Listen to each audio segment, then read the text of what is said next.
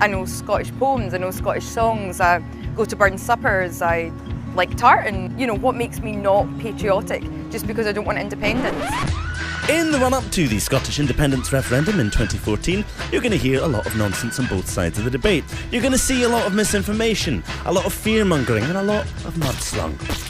You're going to get bombarded from both sides with statistics and numbers and bluster. And after a while, you might start to find the whole thing a little bit wearing. Hey, maybe you're already sick of it. The problem is, though, that no matter how confusing or how boring it gets, it doesn't really change the fact that it's important. Actually, it's really important. And it'll likely be the most important decision you or I are going to make in our entire lifetime. So, how on earth are we supposed to know what's true and what's not?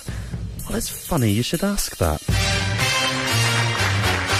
Buckle up, people, this won't take long. It's very much the best of the best, the creme de la creme. Time wasters need not apply for the top 10 Unionist myths debunked. At 10, it's one of the most dramatic arguments in the book, and one which at first glance seems almost entirely plausible. Have your documents at the ready, folks, for border controls between Scotland and England. I don't want my kids, when they cross into Scotland, to have to carry a passport. The No campaign would have us believe that this is an inevitability, but it's most definitely not. There are currently no passport controls between the UK and the Channel Islands and the Isle of Man, which are not only outside the UK, they're not even part of the EU. Which brings us neatly onto number 9. This one was vying for the top spot for a while before No campaigners started to go suspiciously quiet about it recently. That is the claim that an independent Scotland would not be granted access to the EU. Well, there's no easy, straight yes-no answer to this one, although Prime Minister David Cameron could settle it quite easily by just officially asking the EU, something which he's refused point-blank to do. Of course we will work with the Scottish Government in providing information, but let me be clear about what we won't do. We will not pre-negotiate Scotland's exit from the United Kingdom. Certainly it looks extremely unlikely that Scotland would be denied continued membership, given its status as an oil-rich, energy-rich nation with an existing track record within the EU, but perhaps a more pertinent question would be, is the United Kingdom, in its current shape, really going to be a member of the EU for long anyway? UKIP has, at the heart of our extensive manifesto, the key aim of ending Britain's membership of the EU. Well, given that David Cameron has chosen to appease UKIP voters and Daily Mail readers in the southeast of England with a referendum on leaving the EU, it will be an in-out referendum. It seems more logical now to assume that the only way to safeguard Scotland's place within Europe is through independence. It's long since dropped from the top spot, but despite losing all credibility, it's clinging on to its place at number 8. That's right, it's that old chestnut. We're subsidised by Westminster and we couldn't survive on our own. Well, this argument is old news by now. Even David Cameron admits it's a myth, for goodness sake. I'm not saying that Scotland couldn't make it on her own. Of course, Scotland could. Well, for those people who've been hiding under a rock for the past 2 years, have some numbers. Scotland pays 9.4% of UK tax, with just 8.4% of the UK's population, which technically means we subsidise the rest of the UK.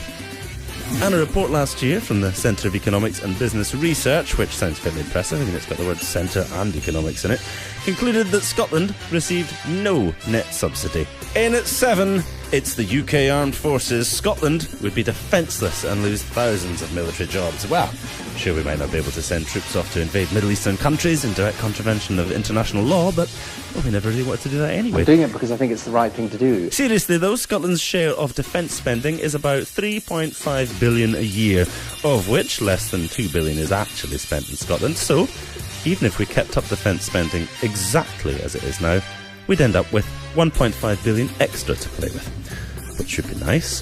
The thousands of jobs, though, that would supposedly be lost refers largely to the Clyde shipyards, who rely on the Royal Navy for contracts, although there's actually no reason that defence jobs in the Clyde would stop post-independence. In fact, it's even been suggested that they could do even better.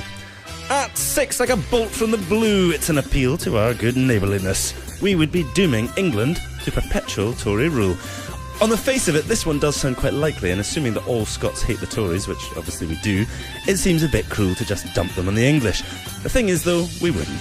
The idea that Scotland has any influence whatsoever over Westminster elections is a bit of a myth. Let's take a look. The 1945 Labour government, without Scotland's votes, would still have been Labour.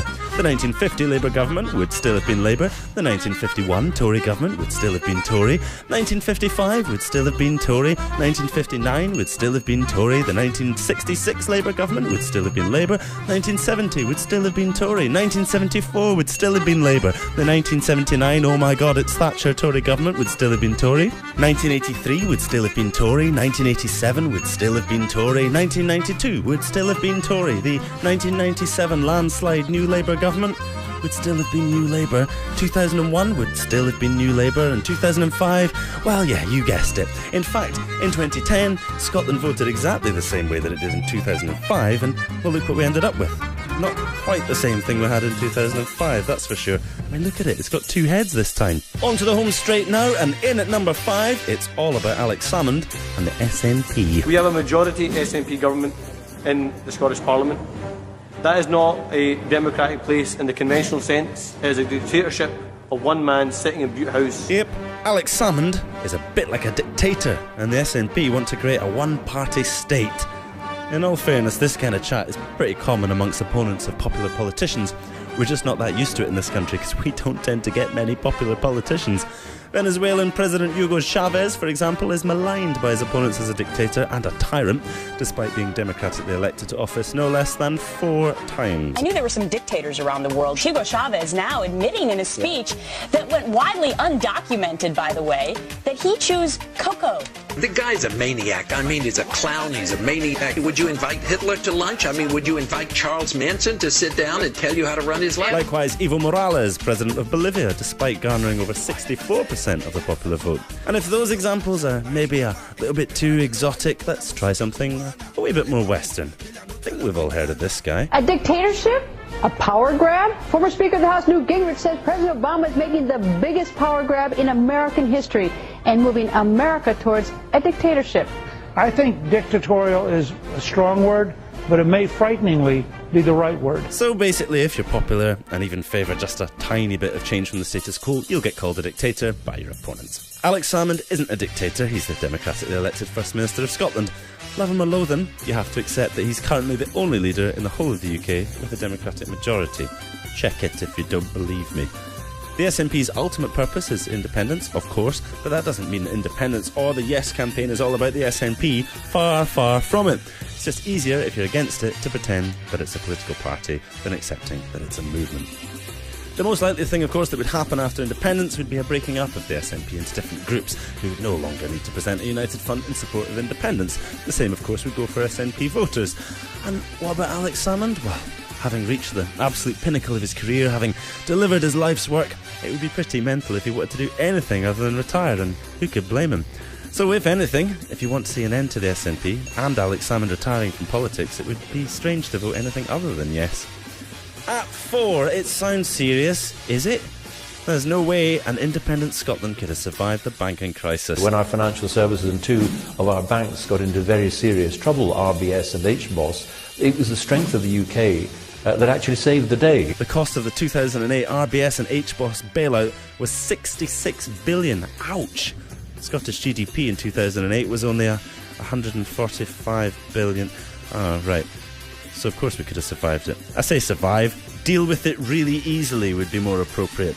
The real question is, would we have allowed it to happen in the first place? At 3, it's maybe the oldest argument in the book, pish though it may be. As a Scottish rugby fan, I like to see the English getting stuffed as much as the next Scotsman, but I think we have more shared history and shared culture. Scottish independence is just anti-Englishness. Celebrating the murder of several hundreds of thousands of English people does not necessarily provide the best base on which to move forward. First of all, the UK consists of more than just Scotland and England. There's Wales and there's Northern Ireland too. You'd think the supporters of such a union would be aware of this, but apparently not. Secondly, if we must defend a point, Scottish independence supporters can count tons of English people among their ranks, just as the SNP, rather inconveniently, have English MSPs on their benches.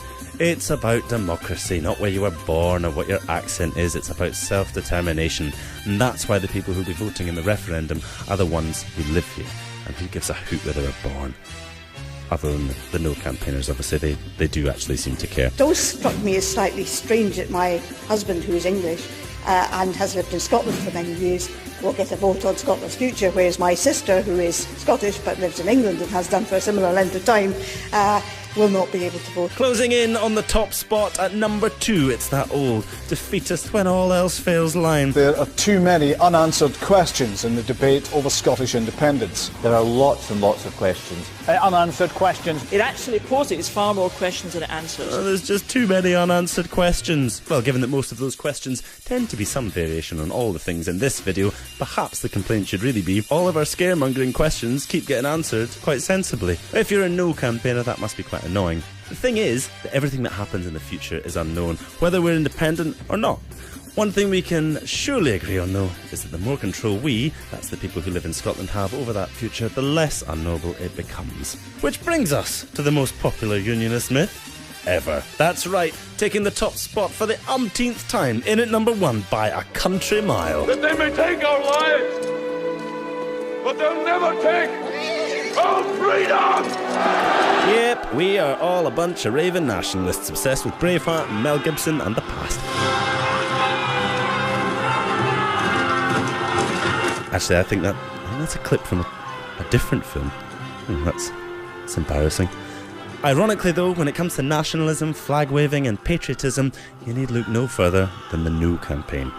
They never shut up about it. I'm Scottish and British. I'm proud to be Scottish. I'm very patriotic. What makes me not patriotic? Just because I don't want independence? I'm very patriotic, and it's because I'm patriotic that I don't want independence.